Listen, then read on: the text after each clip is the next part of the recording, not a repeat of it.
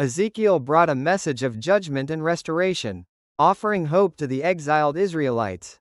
Living during the Babylonian captivity, Ezekiel reassured the people that God had not abandoned them, and that he had a plan for their renewal.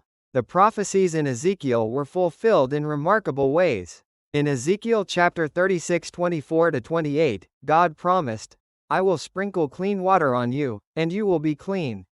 I will give you a new heart and put a new spirit in you." This was fulfilled in the New Testament.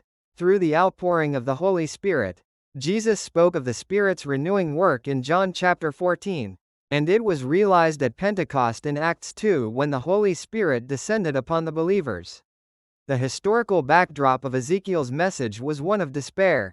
The destruction of Jerusalem and the exile to Babylon left the Israelites feeling forsaken by God.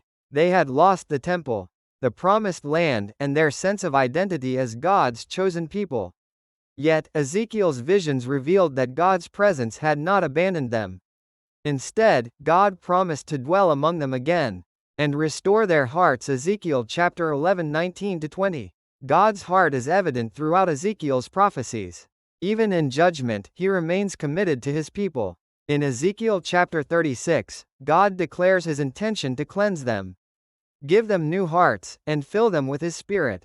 This was not just about physical restoration, but a spiritual renewal that would bring his people back into a close relationship with him. The Holy Spirit continues to speak through Ezekiel's message today. No matter how far we may stray or how broken we feel, God desires to renew us, removing hearts of stone and replacing them with hearts of flesh.